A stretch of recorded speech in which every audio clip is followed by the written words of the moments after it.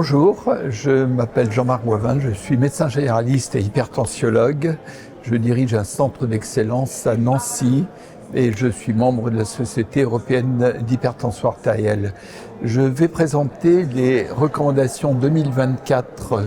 destinées aux médecins généralistes et aux internistes qui ont pour but de faire une véritable synthèse des recommandations de l'ESH 2023 qui font plus de 200 pages avec de très nombreuses références sous forme de recommandations simplifiées, 10 tableaux synthétiques qui reprennent l'essentiel que doit connaître le médecin généraliste. Je parlerai essentiellement du dépistage de l'hypertension artérielle, de la mesure de la pression artérielle avec des outils adéquats, mais aussi poser un diagnostic d'hypertension artérielle, évaluer le niveau de risque du patient, ensuite décider d'une stratégie qui commencera toujours par la mise en place de règles hygiéno-diététiques, puis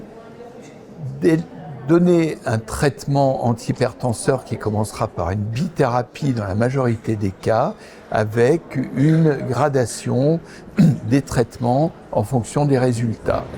Les mesures devront toujours s'effectuer au cabinet à la recherche d'hypotension orthostatique, mais surtout à l'aide de mesures ambulatoires en dehors du cabinet, qui sont les seules à partir desquelles on prendra la décision de titrer le traitement ou pas. Il est important également dans ces recommandations d'envisager le suivi du patient et les méthodes de surveillance qui vont être mises en place.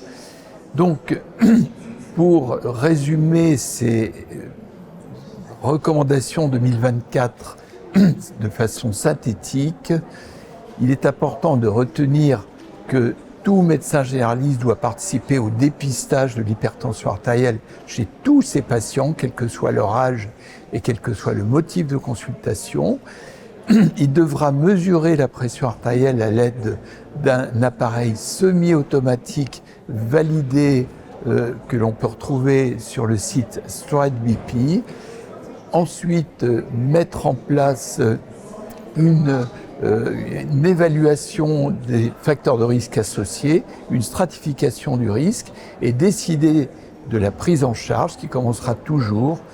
par les mesures hygiéno-diététiques puis le traitement médicamenteux.